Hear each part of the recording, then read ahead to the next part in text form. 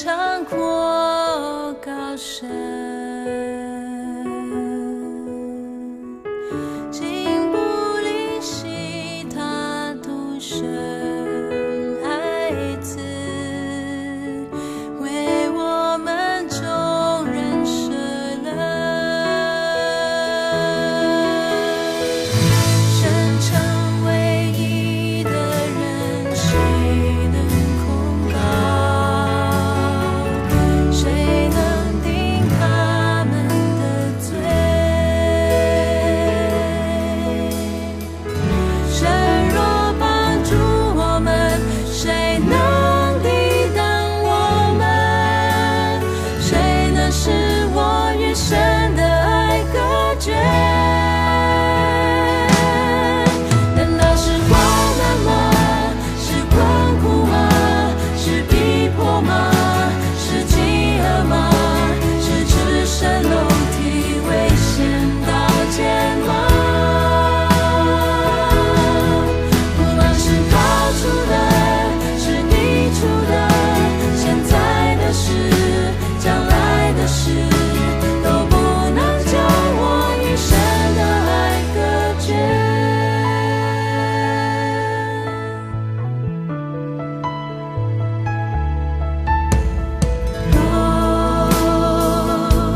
神伟大的爱，何其长阔高深，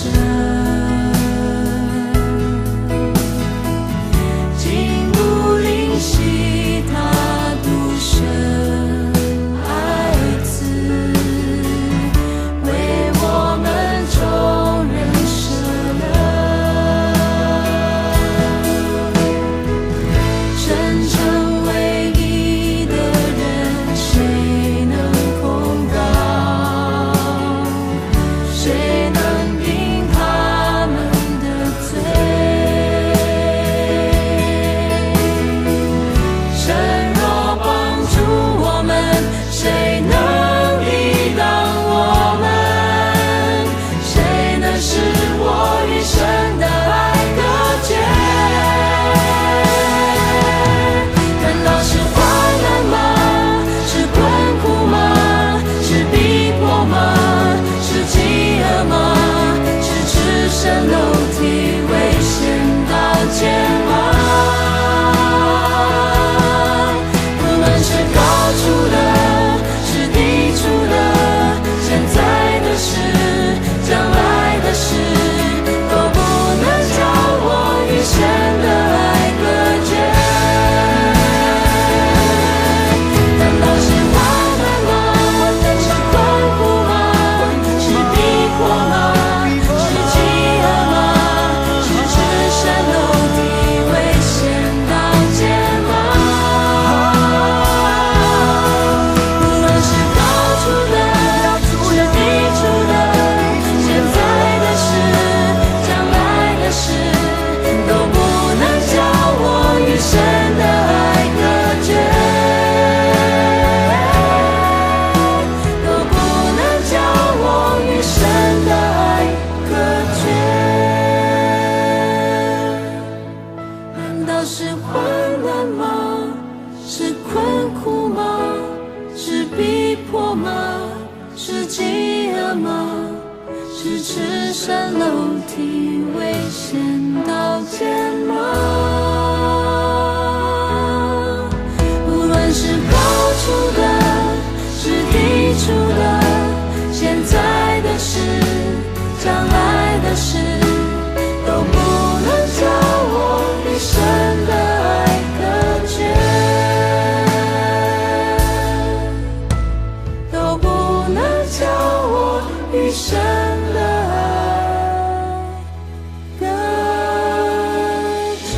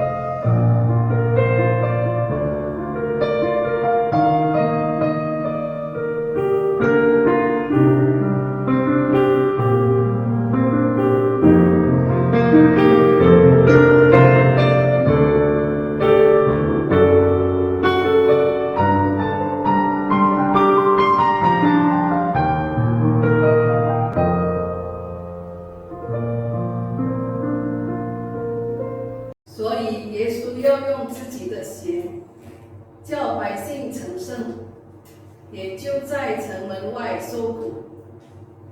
Itu jugalah sebabnya Yesus telah menderita di luar pintu gerbang untuk menguduskan umatnya dengan darahnya sendiri. 请大家站立，我们一起来唱第一首诗歌，在十架上。 Jemaat diundang berdiri, mari kita memuji Tuhan dengan pujian di atas salib di Kalvari.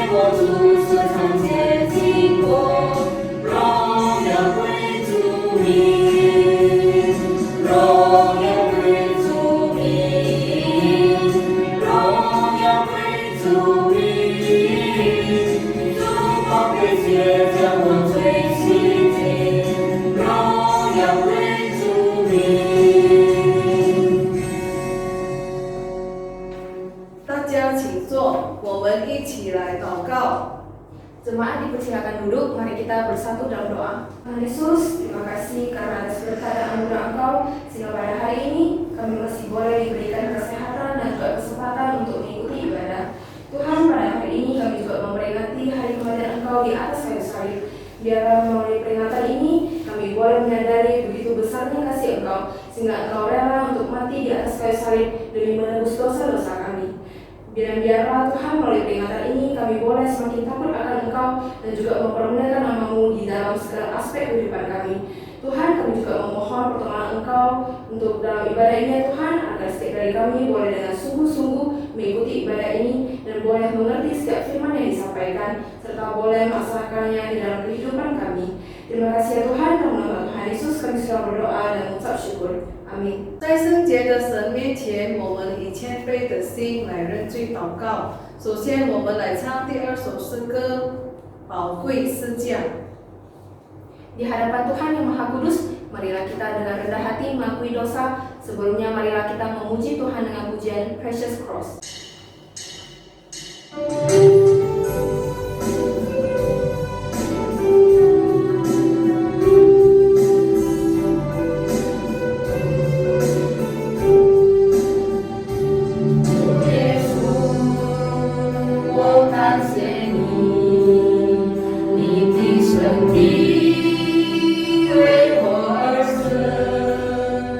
I want to be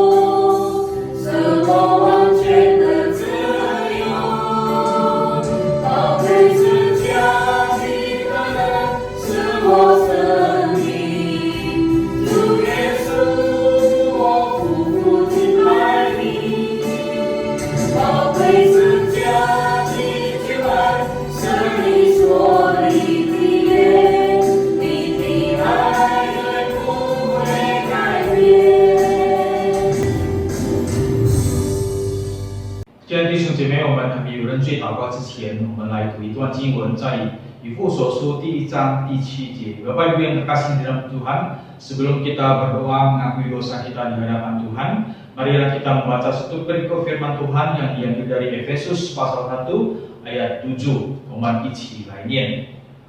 我们借着爱子的血得蒙救赎，过犯得以赦免，乃是照他丰富的恩典。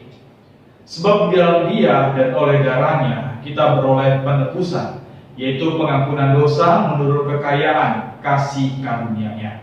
我们来同心祷告。这位耶路上帝，感谢你，让我们今天晚上能够一同来到你面前，来敬拜，来歌颂，来思念主耶稣过去2000多年前曾经来到这个世上受苦，被钉死在十字架上。天父上帝，今天晚上我们再一次来到你面前，我们要承认主，我们是个罪人。我们常常在我们每一天的生活，在我们每一天的日子里头，做了不应该做的事情，常常犯罪，常常跌在罪中。这位耶稣上帝，今天晚上，当我们能够有这个机会来思念过去你来到这个世上，面对一切的痛苦，面对一切的打击，面对一切的虐待，这一切你领受，你去面对，甚至到时候你被钉死在十字架上，将你的宝血流下来，你忍痛。主啊，我们明白这一切你是因为你爱我们而做。天父上帝，今天晚上我们要说，其实我们不配成为你的儿女，因为我们的生命是充满罪恶的生命。在这个世上，很多的引诱，使到我们跌倒，使到我们犯罪，使到我们的手流血。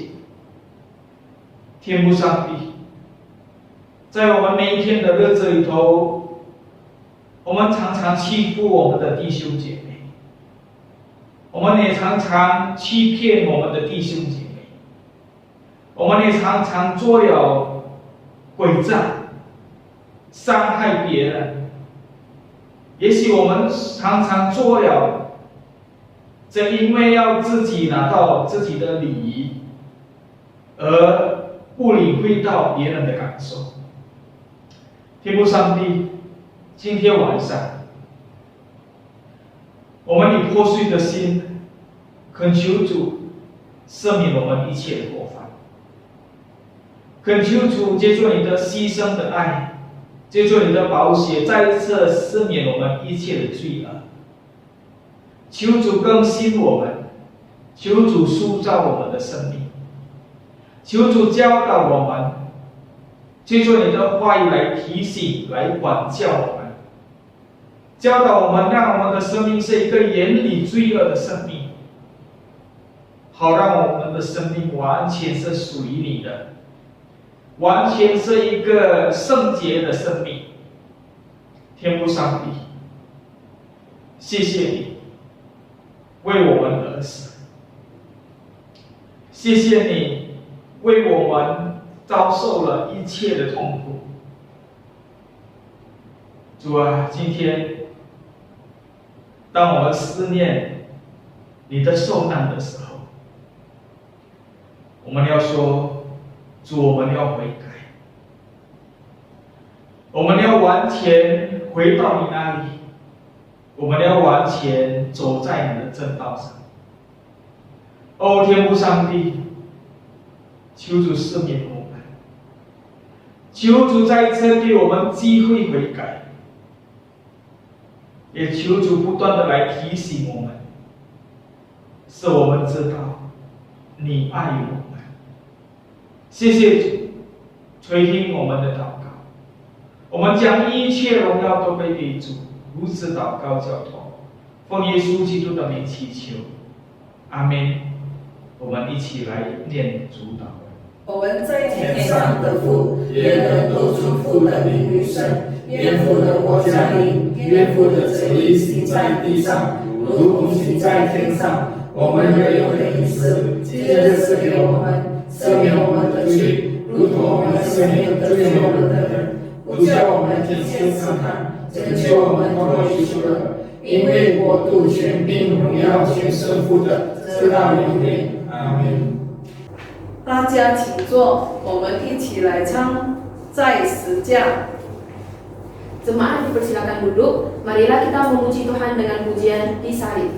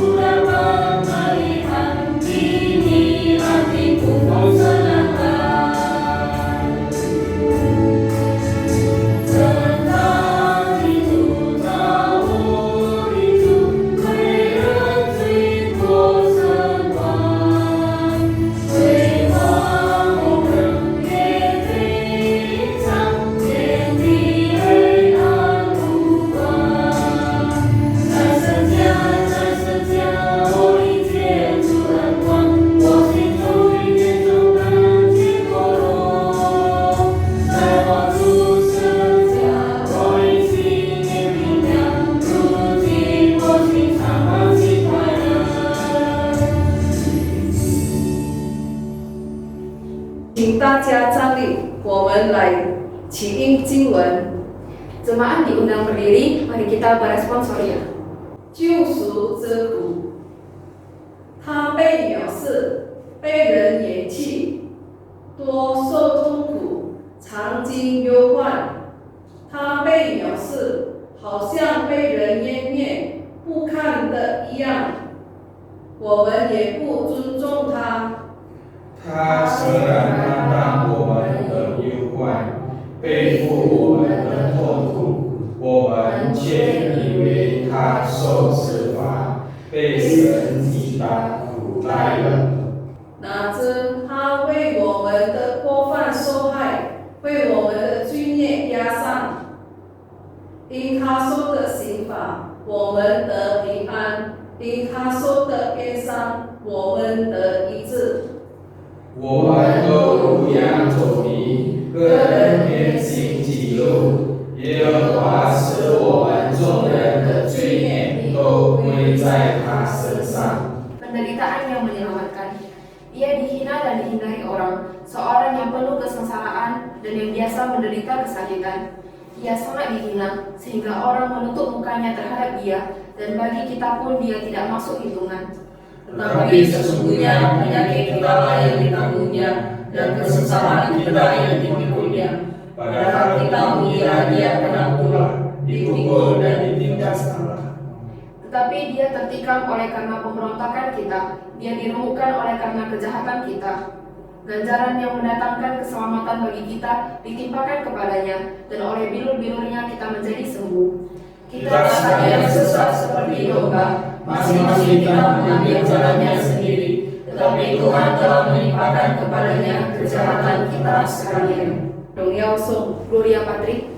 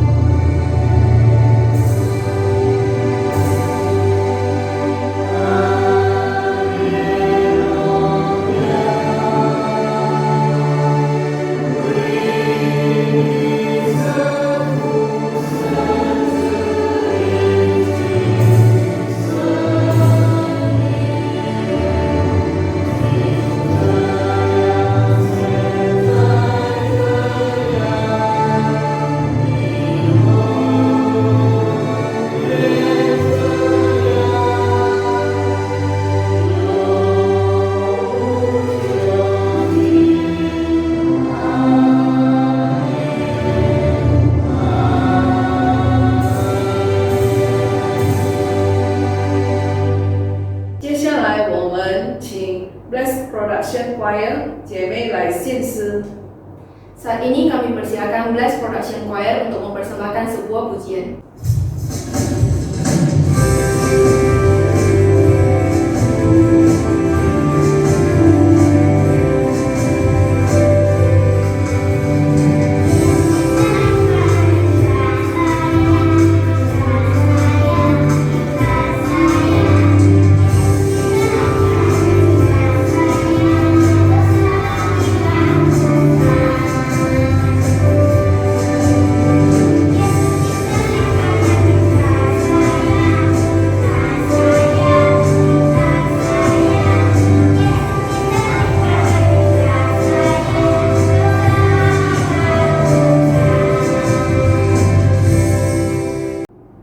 Selamat malam Bapak Ibu yang terkasih.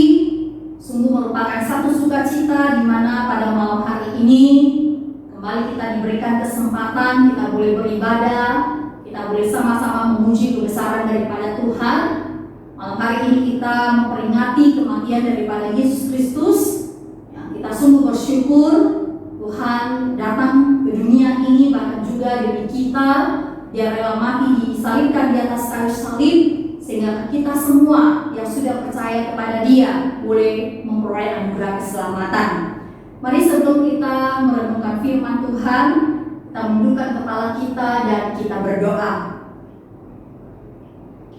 Bapa, kami bersyukur untuk segala kasih karunia daripada Tuhan. Kami bersyukur untuk pimpinan dan juga penyertaan Tuhan yang tidak pernah lepas dari kehidupan kami. Kami boleh ada sampai saat sekarang ini itu karena karunia daripada Tuhan semata-mata. Bukan karena kami hebat, bukan karena kami kuat. Kami bersyukur Tuhan untuk anugerah keselamatan yang boleh kami terima demi menebus kami. Setiap manusia yang berdosa, Engkau rela turun ke tengah-tengah dunia ini, bahkan juga mati di atas kayu salib, sehingga setiap kami manusia yang berdosa ini boleh mendapatkan pengampunan daripada Tuhan, diperdamaikan dengan Allah kembali, bahkan layak disebut sebagai anak-anak Allah kembali. Terima kasih Bapa di surga, pada malam hari ini kami akan bersama-sama merenungkan firman-Mu. Tolong kami setiap anak-anak-Mu, baik yang menyampaikan firman-Mu maupun juga yang mendengarkan firman-Mu. Biar kami semua Tuhan, melalui firman-Mu kami boleh bertumbuh bersama-sama di dalam Tuhan. Inilah doa kami di dalam nama Yesus. Kami berdoa dan mengucap syukur kepadamu. Amin. Bapak Ibu, mari kita sama-sama membuka kitab Roma pasal 8 ayat 1 sampai 4. Roma Suti pasal 4节, kitab Roma pasal 8 ayat 1 sampai 4. Saya akan membacakannya untuk kita semua. Demikianlah sekarang tidak ada penghukuman bagi mereka yang ada di dalam Kristus Yesus. Roh yang memberi hidup telah memerdekakan kamu dalam Kristus dari hukum dosa dan hukum maut. Sebab apa yang tidak mungkin dilakukan hukum Taurat karena tidak berdaya oleh daging, telah dilakukan oleh Allah dengan jalan mengutus anaknya sendiri dalam daging, yang serupa dengan daging yang dikuasai dosa karena dosa. Ia telah menjatuhkan hukuman atas dosa di dalam daging, supaya tuntutan hukum Taurat digenapi di dalam kita yang tidak hidup menurut daging, tetapi menurut Roh. Bapak Ibu, tema yang diberikan kepada saya pada malam hari ini adalah Romeo Must Die. Romeo Must Die. Ketika tema ini diberikan kepada saya, maka di dalam pikiran saya langsung teringat kepada dua film yang pernah banyak ditonton oleh orang ya. Yang pertama adalah film Romeo and Juliet yang sudah sangat lama sekali ya. Banyak sekali digemari oleh orang-orang. Banyak orang yang menonton film ini, Romeo and Juliet. Dan satu lagi judul filmnya adalah Romeo Must Die, yaitu film action yang diperankan oleh Jet Li yang cukup terkenal. Tetapi Bapak Ibu, saya lebih terkesan dengan film Romeo and Juliet karena film ini adalah film percintaan di antara dua keluarga yang saling bermusuhan, Bapak Ibu. Nah, Romeo dan Juliet ini saling jatuh cinta, tetapi mereka tidak bisa bersatu karena dua keluarga mereka itu saling bermusuhan. Nah, suatu hari oleh keluarganya Juliet ini dipaksa menikah dengan pria yang tidak dicintainya. Maka demi menghindari pernikahan ini, Juliet akhirnya membuat satu rencana. Dia minum obat yang bisa membuat dia tertidur selama 2 hari seperti orang mati. Nah, kemudian dilaksanakan rencana ini. Ya, dia tertidur seperti orang mati. Nah, ternyata Romeo tidak tahu sama sekali tentang rencana Juliet yang pura-pura mati ini. Dia pikir Juliet benar-benar sudah mati. Maka dia begitu sedih. Dia datang, ya, melihat ya, kekasihnya Juliet ini, dan akhirnya dia memilih untuk bunuh diri dengan memakan racun. Ya, mati Bapak Ibu. Nah, ketika Juliet terbangun dari tidurnya, dia begitu shock. Dia shock melihat Romeo tergeletak di sampingnya, mati. Juliet begitu sedih Bapak Ibu. Shock dia dan begitu sedih, akhirnya juga dia memutuskan untuk mati bersama kekasihnya Romeo. Dia ambil racun, dia makan, dan mereka berdua mati di tempat. Bapak Ibu, ketika keluarga mereka mendapati kematian anak-anak mereka sangat sedih. Mereka sangat shock sekali karena permusuhan di antara mereka menyebabkan kematian daripada anak-anak mereka. Sehingga Bapak Ibu, karena kematian kedua anak ini, akhirnya kedua keluarga yang awalnya bermusuhan ini mengambil satu keputusan, yaitu berdamai satu dengan yang lainnya. Tidak lagi bermusuhan, mereka hidup berdampingan dalam perdamaian. Bapak Ibu, ketika saya teringat kepada film ini, saya kembali mengingat apa yang sudah Yesus lakukan bagi kita. Bukankah ini juga yang telah dilakukan Kristus bagi kita? Karena dosa, maka kita sebagai manusia, kita menjadi musuh Allah, ya, putus hubungan dengan Allah. Tetapi karena kematian Kristus, akhirnya kita diperdamaikan kembali dengan Allah. Bahkan kembali kita mendapatkan status sebagai rekan kerja Allah, sebagai anak-anak yang dikasihi oleh Allah. Bapak Ibu, kita sungguh tahu bahwa ketika Yesus sebelum dia dilahirkan oleh Maria, ya, sebelum dia dilahirkan oleh anak darah Maria, yang adalah Allah, yang adalah pencipta dari segala sesuatu yang ada, yang penuh dengan kuasa, yang layak mendapatkan penghormatan dari semua ciptaannya. Tetapi Bapak Ibu, demi keselamatan manusia, dia rela turun ke dunia. Dia rela mengosongkan dirinya, bahkan mengambil rupa manusia. Dia merendahkan dirinya serendah-rendahnya. Bahkan Bapak Ibu, ketika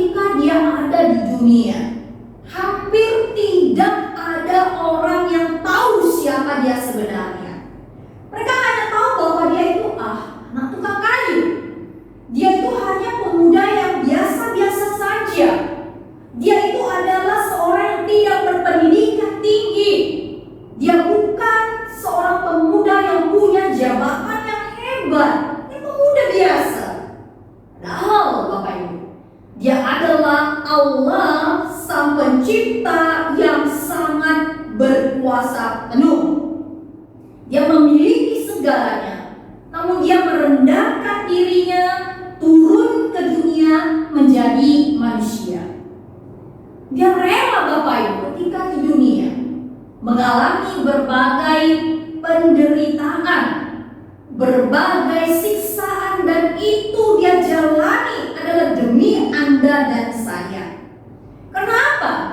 Karena dia mengasihi Anda dan saya. Bapak Ibu, kita mencatat pada saat itu imam-imam besar sangat menginginkan kematian Yesus. Mereka benci kepada Yesus. Mereka cemburu kepada Yesus. Imam besar seharusnya adalah orang nomor satu di dalam hal keagamaan. Tetapi mereka cemburu karena Yesus lebih terkenal daripada mereka. Yesus lebih dikasihi oleh orang-orang banyak, sehingga ini membuat imam besar cemburu. Mereka tidak bisa terima tentang hal ini, maka mereka berusaha melenyapkan Yesus. Mereka tangkap Yesus, mereka bawa ke hadapan Pilatus untuk diadili. Bapak Ibu, kenapa mereka membawa Yesus ke hadapan Pilatus? Bukankah ini adalah masalah keagamaan? Mengapa mereka tidak menyelesaikannya sendiri di dalam ruang lingkup mereka sendiri? Mengapa mereka sampai harus membawa Yesus ke hadapan Pilatus? Karena Bapak Ibu, ternyata imam besar mereka hanya punya kuasa untuk mengatur, untuk menyelesaikan masalah agama di tengah-tengah orang Yahudi.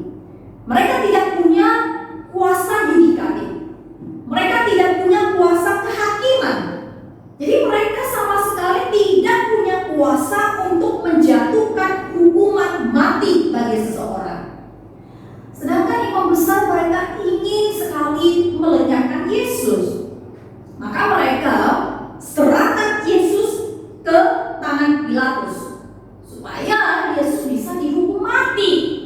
Mereka tahu bahwa hanya Pilatus yang berhak menjatuhkan hukuman mati bagi Yesus. Sebenarnya Pilatus, Bapak Ibu, ya sama sekali tidak tertarik dengan masalah keagamaan orang Yahudi. Dia sama sekali tidak ingin campur tangan terhadap masalah keagamaan mereka. Maka imam besar ini mereka diskusi bagaimana supaya Pilatus mau menerima kasus Yesus ini. Mereka harus berpikir keras bagaimana mengubah kasus keagamaan ini menjadi kasus politik, sehingga boleh memaksa Pilatus untuk menerima kasus ini. Maka ada 3 tuduhan yang dipakai oleh imam besar untuk menuduh Yesus. Yang pertama, mereka tuduh Yesus bahwa Yesus adalah seorang revolusioner. Revolusi, kita tahu ini adalah masalah politik, bukan masalah keagamaan, karena revolusi bisa memberikan ancaman bagi pemerintahan Romawi. Tuduhan yang kedua, mereka katakan Yesus ini mengajak orang-orang untuk tidak bayar pajak kepada pemerintahan Romawi. Nah, bagi pemerintahan Romawi saat itu, bayar pajak ini adalah pemasukan bagi mereka. Selain itu, dengan membayar pajak ini menunjukkan ketaatan dan kesetiaan seseorang terhadap pemerintahan Romawi. Kalau orang tidak bayar pajak, berarti dia tidak taat, dia tidak setia kepada pemerintahan Romawi. Jadi ini juga adalah hal politik. Ketiga, tuduhan yang ketiga adalah mereka katakan Yesus mengklaim dirinya adalah raja orang Yahudi. Nah, ini adalah masalah yang lebih sensitif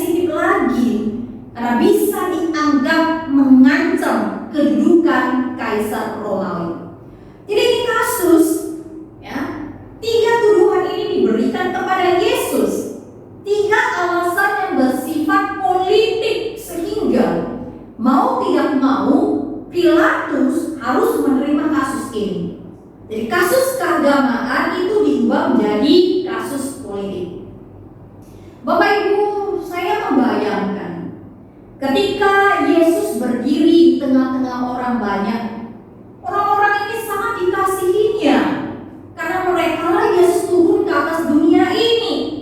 Tetapi orang-orang yang dikasihinya ini malah berteriak, salibkan dia, salibkan dia.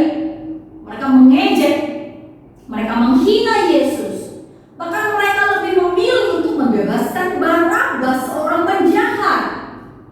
Tetapi terhadap Yesus, mereka malah berteriak, salibkan dia, salibkan dia. Mereka menginginkan Yesus mati. Saya membayangkan Yesus saat itu pasti sangat sedih sekali. Orang-orang yang begitu dikasihinya menginginkan kematiannya. Ketika Yesus dicambuk, Bapak Ibu, ya pasti sangat sakit luar biasa.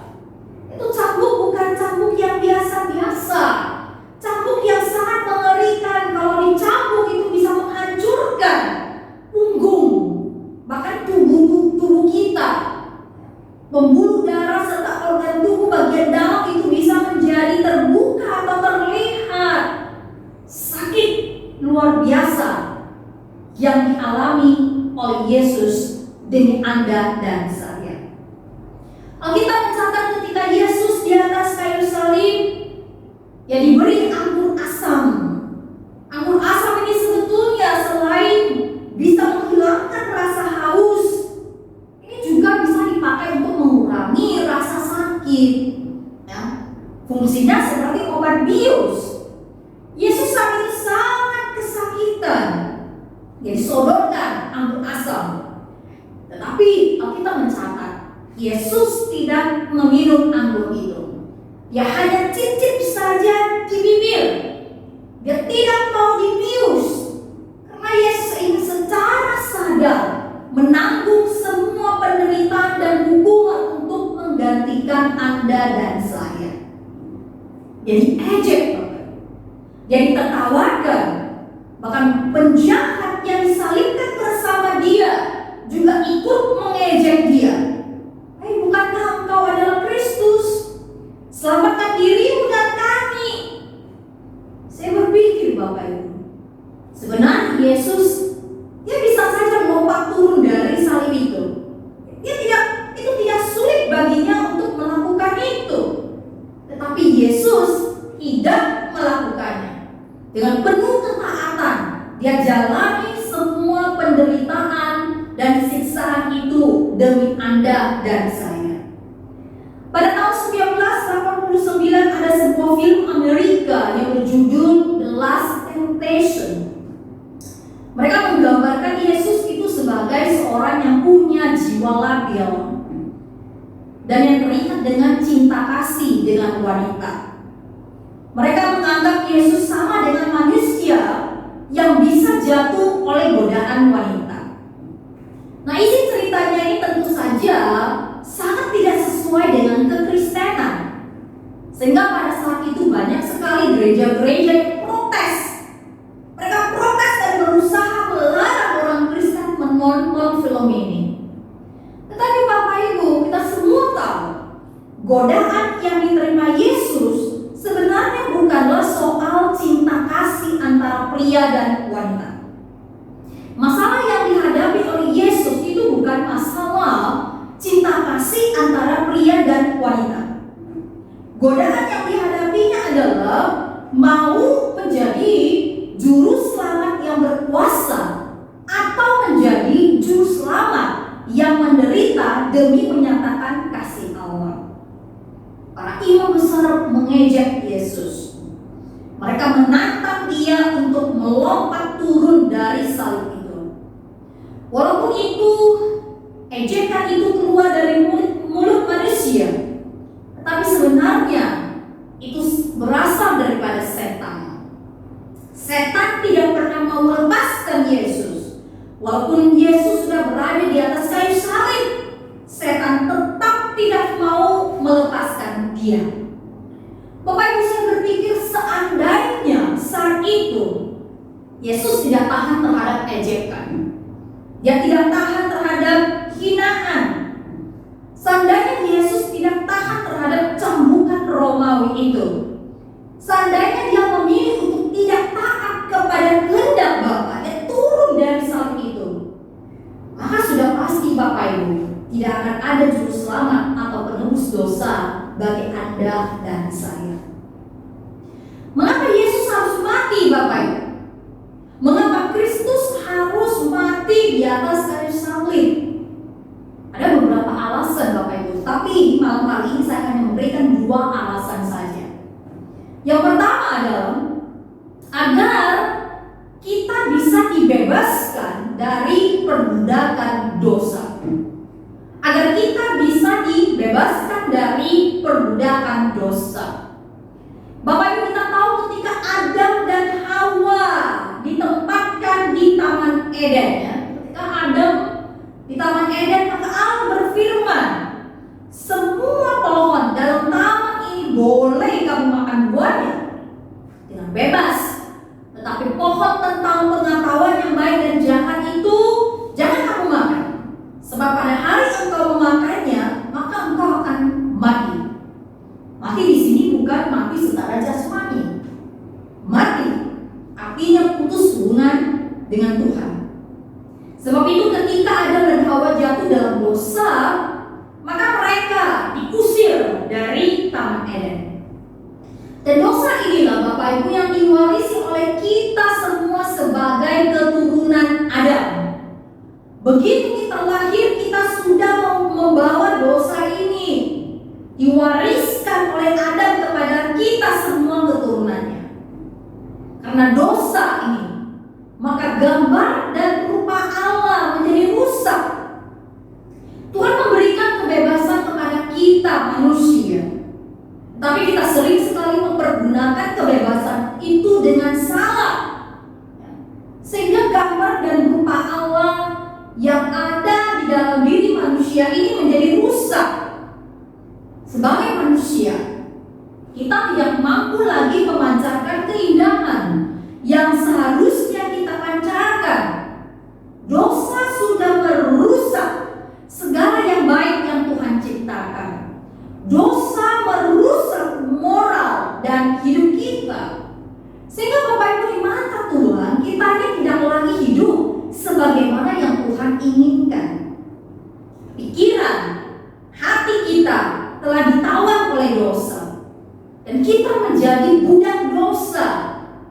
Lambat laun Bapak Ibu kerohanian kita menjadi mati. Makin hari watak kita, karakter kita, hati kita bukan menjadi baik, malah menjadi tidak baik. Hidup kita bukan makin kudus, tetapi makin kotor. Segala yang jahat, licik, najis tersimpan di dalam hati kita dan kita melakukan. Kita tidak mampu lagi memancarkan keindahan pencipta kita. Kita seharusnya dibinasakan Bapak Ibu, tetapi karena anugerah Tuhan kita dihidupkan kembali di dalam Yesus Kristus. Melalui pengorbanan Yesus di atas kayu salib, oleh darah Yesus kita dibebaskan dari perbudakan dosa. Sebab itu Bapak Ibu, sebagai umat Kristen, umat Tuhan yang sudah ditebus dengan darah Yesus, maka seharusnya kita hidup sebagai ciptaan yang baru. Kita tidak lagi hidup dengan gaya hidup kita yang lama yang tidak berkenan bagi Tuhan. Karena kita bukan lagi budak dosa, tetapi kita adalah milik Allah, kepunyaan Allah yang sudah ditebus dengan darah Yesus yang mahal, yang sudah dikuduskan. Yang kedua Bapak Ibu, mengapa Yesus harus mati? Yang kedua adalah supaya kita mendapatkan pembenaran dari Allah. Saudara, kita tahu bahwa Allah yang kita sembah itu adalah Allah yang sangat kudus 100%. Maka Dia juga menuntut kita sebagai umatnya juga harus hidup kudus 100%. Tetapi dalam menjalani kehidupan kita sehari-hari, kita sungguh tahu bahwa tidak ada seorang manusia pun yang mampu mencapai kekudusan 100%. Setiap manusia pasti pernah melakukan kesalahan, termasuk Anda dan saya. Tidak ada seorang pun yang mampu melakukan semua perintah Tuhan dengan sempurna. Kita perhatikan 10 hukum Taurat, Bapak Ibu. Hukum yang pertama katakan, jangan ada padamu Allah lain di hadapanku. Tapi coba perhatikan Bapak Ibu, pernahkah kita atau sudahkah kita menjadikan Tuhan sebagai fokus hidup kita? Berapa banyak di antara kita yang sudah menduakan Tuhan? Pada zaman sekarang ini saya lihat begitu banyak orang yang sudah menjadikan handphone itu sebagai berhala kita, ya, lebih mengutamakan handphone daripada Tuhan. Setiap pagi yang duluan kita lakukan bukan menghadap Tuhan, bukan bersaat teduh, tetapi biasanya kita lihat dulu handphone kita. Sebelum kita tidur, kita juga lebih mengutamakan handphone daripada berdoa kepada Tuhan. Di dalam gereja, berapa banyak anak-anak Tuhan yang main handphone di dalam gereja? Pada saat kebaktian, handphone lebih penting daripada Tuhan. Zaman sekarang ini dapat kita temui. Ada berapa banyak anak-anak Tuhan yang lebih mengutamakan pekerjaan daripada Tuhan. Banyak yang karena pekerjaan sampai tidak datang ke kebaktian atau tidak beribadah kepada Tuhan. Bapak Ibu, ketika kita menggeser Tuhan dari tempatnya, maka sebenarnya kita sudah melakukan penyembahan ilah. Tanyakan kepada dirimu Bapak Ibu, apa yang sudah menjadi ilah di dalam hidupmu yang telah menggeser Tuhan dari tempatnya? Kemudian kita lihat hukum yang kelima, hormati ayah dan ibumu. Coba lihat betapa banyak orang, termasuk orang Kristen, yang tidak berbakti, yang tidak menghormati orang tuanya. Hukum yang keenam, jangan membunuh. Kita memang tidak membunuh. Mungkin Anda mengatakan saya tidak membunuh, tapi pernahkah kita membenci orang? 1 Yohanes pasal 3 ayat 15 berkata, setiap orang yang membenci saudaranya adalah seorang pembunuh manusia. Pernahkah Bapak Ibu membenci orang? Saat kita membenci orang, rasanya kita ingin dia lenyap dari mata kita. Janganlah sampai saya melihat dia lagi. Tadi kalau kita membenci aja sudah dianggap sebagai pembunuh. Hukum yang ketujuh, jangan berzina. Mungkin Anda katakan, saya tidak pernah melakukan persetubuhan secara fisik, tetapi pernah kita menginginkan seseorang di dalam hati kita? Ya. Pernahkah kita nonton pornografi dan juga hal-hal yang lainnya? Hukum yang ke-9, jangan mengucapkan saksi dusta. Bapak Ibu, adakah di antara kita yang tidak pernah berbohong? Ataukah menurut Anda ini adalah dosa yang sangat kecil sekali bila dibandingkan dengan dosa yang lainnya? Apakah menurut Anda ini adalah dosa kecil yang seharusnya bisa diampuni? Bapak Ibu, sebenarnya kalau kita melanggar satu saja dari hukum Taurat termasuk berbohong, itu sudah cukup bisa membuat kita dilempar ke dalam neraka. Karena hukum 10, karena hukum 1 sampai 10 itu sama bobotnya. Jadi kita tidak bisa mengatakan membunuh, berzina itu itu adalah dosa yang besar, sedangkan berbohong itu adalah dosa yang kecil. Karena 10 hukum Taurat dan hukum 1 sampai 10 itu semua sama pentingnya, sama nilainya. Pertanyaan saya, adakah di antara kita yang tidak pernah berbohong? Engkau dan saya pernah berbohong. Hukum yang ke-10, jangan mengingini milik sesamamu, ya, baik rumahnya, istri, suami, dan lain-lain. Kita lihat Bapak Ibu dalam dunia bisnis, kadang orang menghalalkan segala cara untuk mencapai apa yang diinginkannya. Bahkan kita lihat ada orang yang sudah menikah, ya, pria maupun wanita sudah menikah, tetapi si pria masih merindukan perempuan yang sudah menjadi milik laki-laki lain. Ada yang seperti itu. Jadi Bapak Ibu, sebenarnya tidak ada seorang pun yang sanggup melakukan hukum Taurat dengan sempurna. Anda dan saya adalah orang-orang yang gagal melakukan hukum Taurat. Kalau begitu Bapak Ibu, untuk apa hukum itu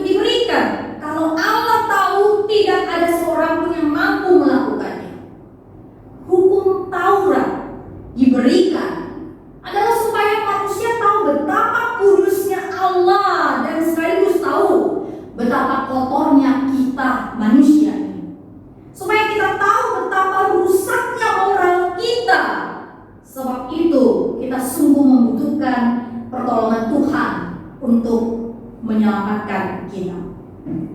Hukum Taurat Bapak Ibu, itu seperti cermin yang menelanjangi diri kita, baik perbuatan, pikiran, dan hati kita. Jadi sebenarnya tidak ada yang baik dari diri kita. Allah yang kita sembah adalah Allah yang kudus, Allah yang sempurna. Sebab itu Dia menginginkan kesempurnaan dari kita, sama kudusnya dengan Allah, sama sempurnanya dengan Allah. Sebab itu Bapak Ibu, adakah seseorang yang bisa diselamatkan karena melakukan hukum Taurat? Adakah orang yang bisa masuk surga karena dia melakukan hukum Taurat? Jawabannya adalah tidak ada. Itu sebabnya Bapak Ibu, kita sungguh membutuhkan Kristus.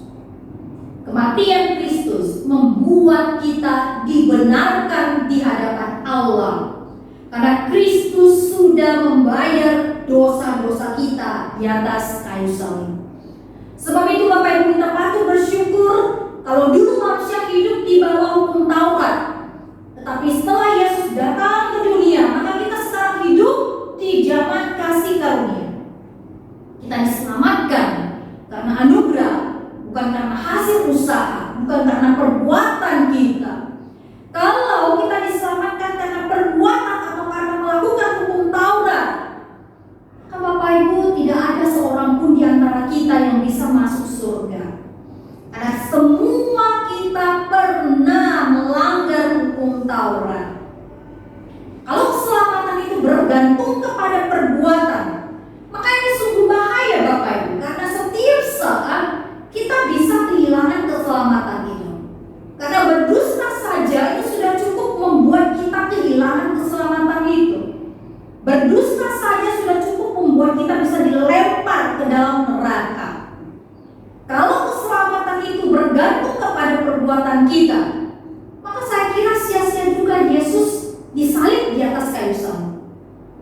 Dia menjadi anak domba yang tersembelih bagimu dan bagiku. Dia tanggung semua dosa kita. Dia bayar lunas semua hukuman yang seharusnya ditimpakan kepada Anda dan saya.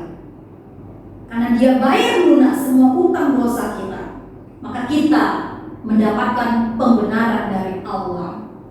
Maka ketika kita meninggal dunia nanti, ketika kita menghadap Allah, Allah tidak akan lagi menuntut kita membayar hutang dosa itu, karena Yesus telah membayar lunas.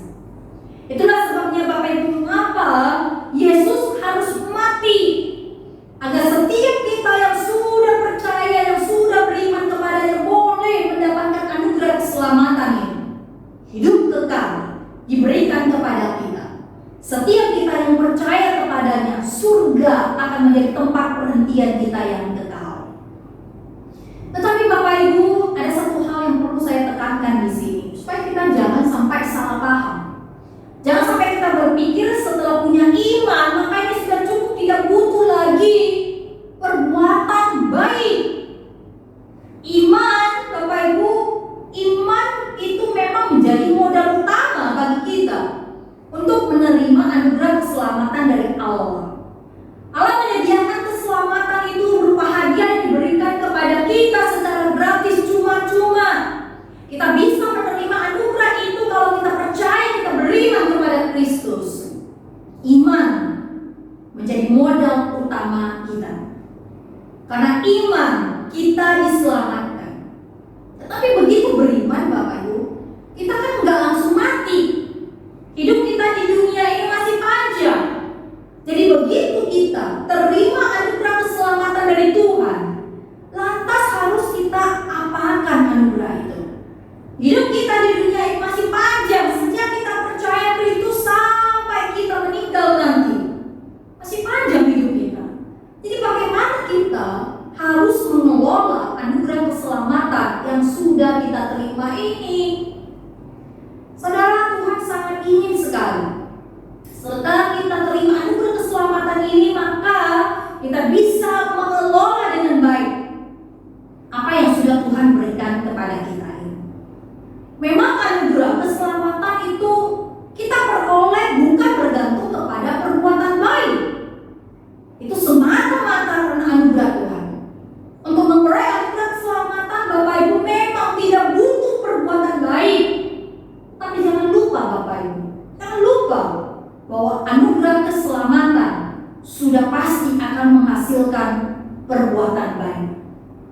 Seseorang yang betul-betul orang Kristen sejati, seorang yang betul-betul sudah beriman dan yang betul-betul sudah menerima anugerah keselamatan dan hidupnya kita nampak, pasti akan berbuah yang baik, pasti akan menghasilkan perbuatan yang baik.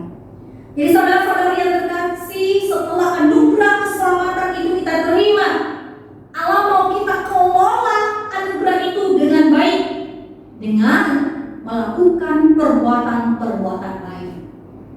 Sebab itu Bapak Ibu, kalau kita membaca kitab 2 Petrus pasal 1 ayat 5 sampai 10, di sana mencatat bahwa tidak cukup engkau hanya berkata aku sudah beriman, tetapi tambahkan imanmu. Artinya adalah praktekkan imanmu. Kau katakan kau sudah beriman, mana buktinya? Apakah engkau sudah mempraktekkan imanmu? Praktekkan imanmu. Jangan hanya sekedar berkata aku sudah beriman. Orang yang sudah beriman sudah pasti memiliki perbuatan yang baik. Tuhan Yesus dalam kitab Matius pasal 5 ayat 16 berkata kepada murid-muridnya, demikianlah hendaknya terangmu bercahaya di depan orang, supaya mereka melihat perbuatanmu yang baik dan memuliakan Bapamu yang di surga. Jadi lakukanlah perbuatan baik Bapak Ibu, supaya nama Tuhan dimuliakan melalui hidup kita. Jadi Bapak Ibu, kita sungguh bersyukur sekali. Kita sebenarnya adalah manusia yang penuh dengan dosa yang tidak layak sebetulnya untuk mendapatkan kasih karunia itu. Tetapi Tuhan sangat mengasihi kita. Demi memberikan keselamatan bagi kita, Dia sampai mengutus anaknya yang tunggal datang ke dunia, mati di atas kayu salib untuk Anda dan saya. Sehingga Bapak Ibu, kita boleh dibebaskan dari perbudakan dosa. Kita boleh mendapatkan pembenaran daripada Allah. Kita boleh memperoleh anugerah keselamatan. Bahkan juga kita boleh menjadi umat pilihan Allah yang dikuduskan untuk melakukan perbuatan-perbuatan baik. Bapak Ibu, biarlah dalam setiap perjalanan hidup kita boleh senantiasa mengingat karya keselamatan yang sudah Tuhan lakukan dalam hidup kita, dan kita senantiasa bersyukur kepadanya. Bahkan juga boleh menjadi saksi Tuhan yang baik sebagai umat Kristen yang sejati, yang boleh menjadi pelaku-pelaku firman, sehingga kita boleh layak disebut sebagai anak-anak Allah yang Tuhan banggakan. Biarlah firman pada malam hari ini boleh kita ingat, dan biarlah itu boleh bertumbuh di dalam hati kita, dan kita boleh dimampukan untuk menjadi pelaku-pelaku firman-Nya. Amin. Mari kita bersatu di dalam doa. Bapa, kembali kami bersyukur kepada Engkau. Kami sungguh tahu Tuhan, sebetulnya kami adalah manusia yang penuh dengan dosa. Kami tidak layak berdiri di hadapan-Mu. Kami tidak layak disebut sebagai anak-anak Allah. Tapi kami bersyukur Tuhan, Engkau adalah Allah yang sangat mengasihi kami. Karena kasih-Mu yang begitu besar, bahkan Engkau rela memberikan anak-Mu mati di atas kayu salib, mengalirkan darahnya yang begitu mahal demi memberikan penebusan dosa bagi kami, sehingga kami layak untuk boleh disebut sebagai anak-anak Allah. Hubungan kami boleh kembali diperdamaikan dengan Allah. Kembali kami boleh menjadi rekan sekerja daripada Allah, dan juga kami boleh layak mendapatkan hidup yang kekal, anugerah keselamatan. Kami bersyukur Tuhan, biarlah kami boleh senantiasa mengingat karya keselamatan yang sudah Tuhan lakukan dalam hidup kami. Kami boleh menghargainya, bahkan juga kami boleh hidup sebagai ciptaan yang baru, yang boleh senantiasa memuliakan Tuhan, memancarkan keindahan sebagaimana Tuhan inginkan di dalam hidup kami, sehingga nama Tuhan juga dipermuliakan. Terima kasih Bapak Yesus, sudah berkati kami setiap pribadi lepas pribadi, setiap anak-anak Tuhan yang mengikuti ibadah. Biarlah Tuhan juga yang memberkati kehidupan kami. Kesehatan boleh menjadi milik kami, bahkan juga keluar masuk kami boleh Tuhan jaga, Tuhan pelihara.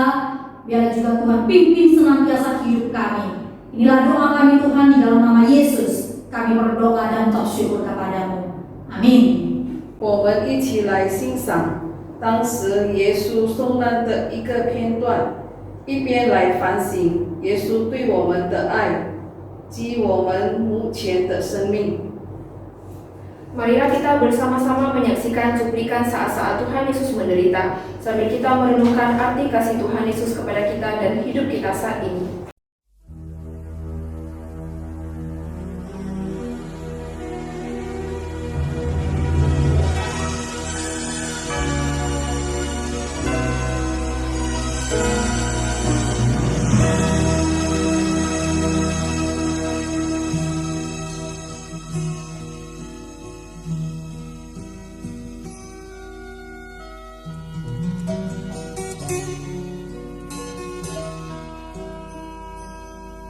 Por la vía dolorosa saat di Yerusalem, seorang tak berdosa disalibkan, disiksa, akhirnya dihukum mati di atas Kalvari.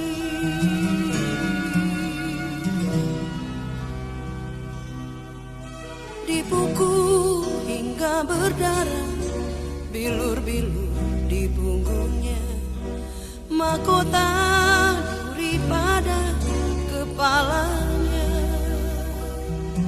dicaci, dicemooh, diteriakan kematiannya. Por la vía dolorosa, jalan penderitaan, Yesus Kristus Mesias menanggungnya. Dia lakukan karena kasih-Nya pada kita semua. Por la vía dolorosa menuju ke Kalvari.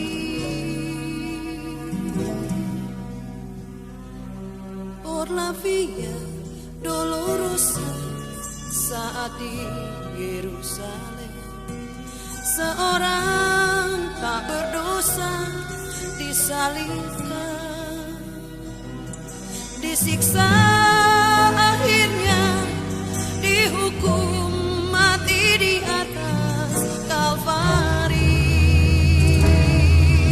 Por la vía dolorosa, jalan penderitaan, Yesus Kristus Mesias menanggungnya. Dia lakukan karena kasih-Nya pada kita semua. Oh, disiksa, akhirnya dihukum mati di atas Kalvari.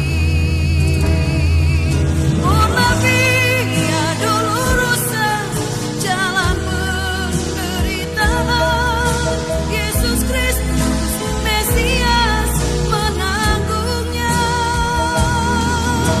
Dia lakukan karena kasih-Nya pada kita semua.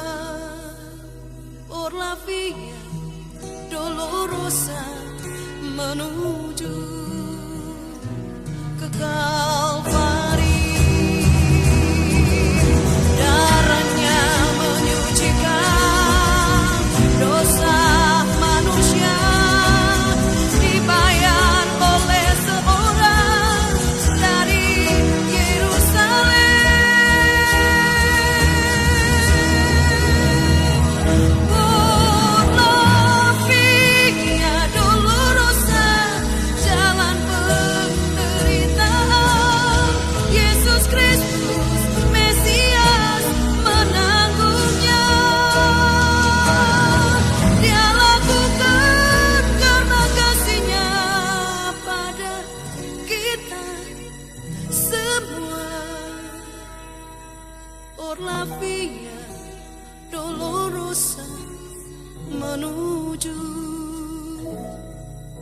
Kalvari.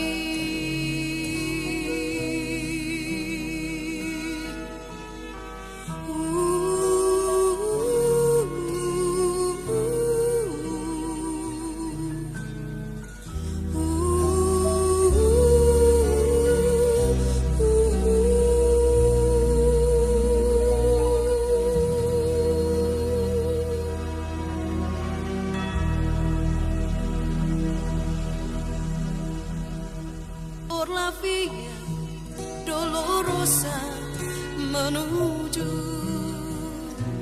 ke Kalvari. Darahnya menyucikan dosa manusia, dibayar oleh seorang dari Yerusalem.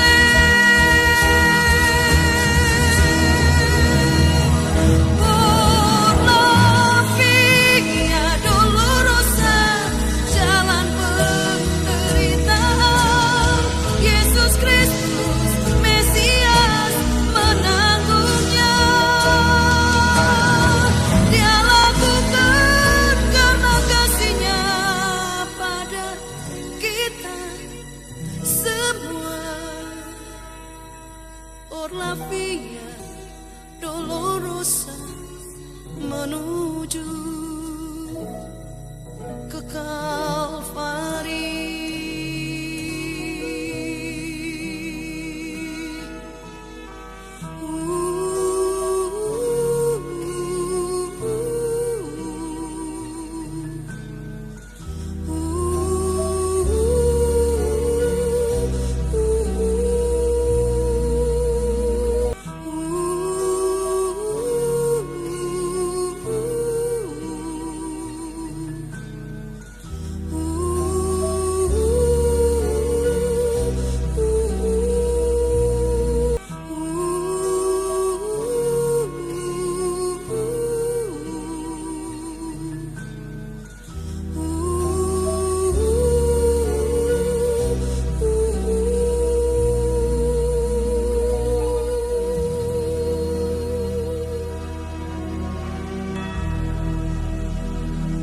这时候，我们来唱一首诗歌《十字架》，来回应耶稣为了拯救我们而自己面对受难，一边收奉献。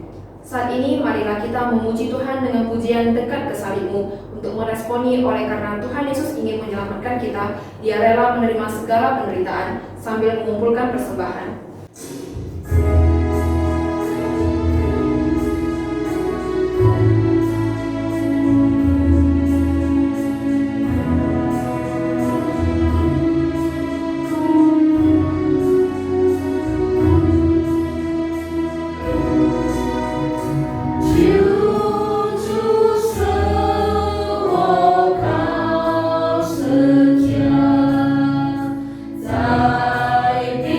Yo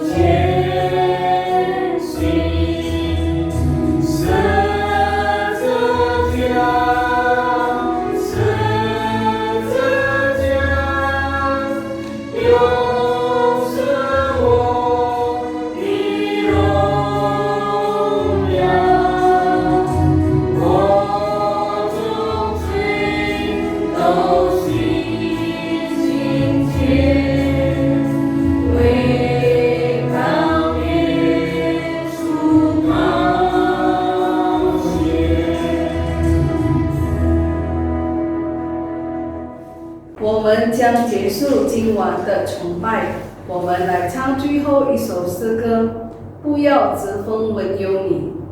Kita akan mengakhiri ibadah malam hari ini. Marilah kita kembali memuji Tuhan dengan pujian, jangan hanya mengenal nama-Mu.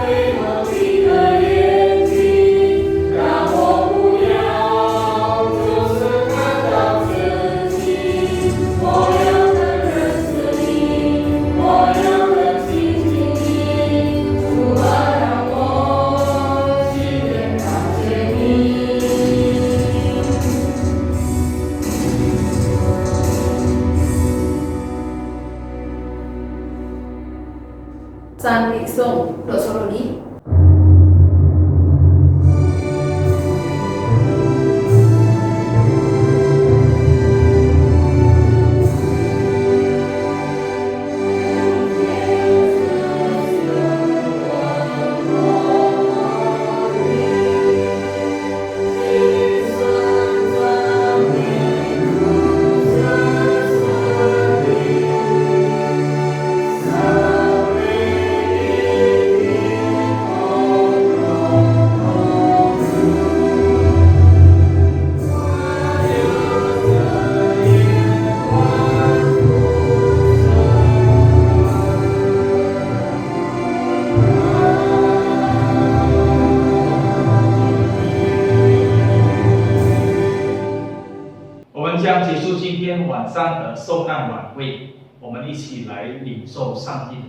Bapak Ibu yang terkasih dalam Tuhan, kita akan mengakhiri ibadah mengenang penderitaan Tuhan Yesus pada malam hari ini.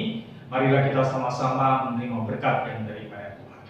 但愿我们主耶稣基督的恩惠、上帝的慈爱怜悯、圣灵的感动与充满，常与大家同在，从今时直到永永远远。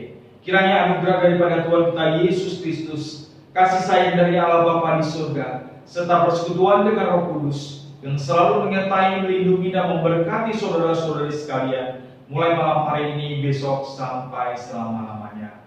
Amin.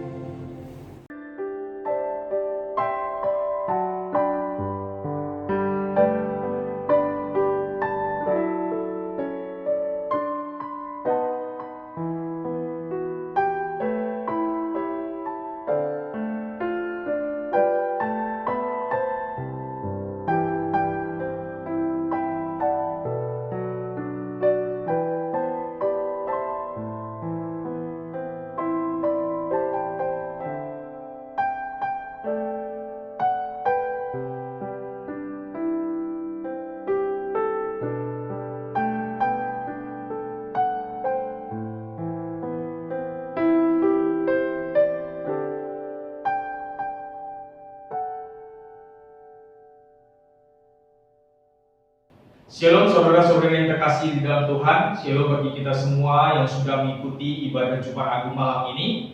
Kiranya melalui pengorbanan Yesus di atas kayu salib membuat kita lebih sungguh-sungguh mengasihi Tuhan. Dan pertama-tama kami mau mengucap terima kasih kepada Pendeta Rosita yang sudah berkenan mensyariatkan firman Tuhan di tengah-tengah ibadah mengenang penderitaan Tuhan Yesus pada malam hari ini. Kiranya melalui firman Tuhan yang diberitakan, kita dihibur dan kita bisa merasakan bahwa begitu besar kasih Tuhan di dalam kehidupan kita. Sekali lagi terima kasih kepada Pendeta Rosita. Kiranya Tuhan terus memberkati Pendeta Rosita di dalam pelayanan maupun keluarga. Saudara-saudara yang terkasih dalam Tuhan, jangan lupa untuk hari Minggu ini tanggal 4 April pagi jam 10 melalui situs YouTube kita mengikuti ibadah Paskah bersama. Biarlah melalui ibadah Paskah kita mengerti bahwa Tuhan kita adalah Tuhan yang hidup dan tidak mati selama-lamanya. Dia adalah Allah yang sesungguhnya, yang hidup sampai saat ini dan yang selalu menyertai kita hingga pada hari ini. Hari Minggu jam 4 April pagi pukul 10. Kemudian dari Panitia Paskah GMI KPS 2021 juga mengadakan kebaktian kebangunan rohani dalam perayaan Paskah yang akan diadakan pada hari Minggu tanggal 4 April malam jam 7.30 juga melalui situs YouTube. Bapak Ibu bisa akses atau masuk ke YouTube dengan nama GMI Kota Pengembangan. Pembicara oleh Pendeta Tahir Wijaja, Jiang Yanse Lin Yishong Muse, dengan satu tema The Borrow Tomb, 借用的坟墓, kuburan yang dipinjamkan. Bapak Ibu yang terkasih dalam Tuhan, diingatkan sekali lagi jangan melewati acara ini, acara khusus bagi seluruh warga Gereja Metodis GMI Kota Pengembangan Sementara. Sebagai ucapan syukur kita pada malam hari ini, oleh karena kasih Tuhan, Dia bersedia disalibkan. Semua ini dilakukan untuk menyelamatkan kita, untuk membebaskan kita dari dosa. Marilah kita memberikan yang terbaik juga kepada Tuhan. Kita bisa mentransfer persembahan kita ke BCA 84300455556 atas nama Mariana, atau melalui aplikasi OVO ke nomor 081263573666 juga atas nama Mariana. Percayalah, bila kita memberikannya dengan sungguh-sungguh, Tuhan akan semakin memberkati kehidupan kita. Baik Bapak Ibu yang terkasih dalam Tuhan, demikian ibadah kita pada malam hari ini dan juga warta singkat untuk kita semua. Kita akan bertemu kembali di ibadah online Minggu Paskah hari Minggu ini. Kiranya Tuhan memberkati.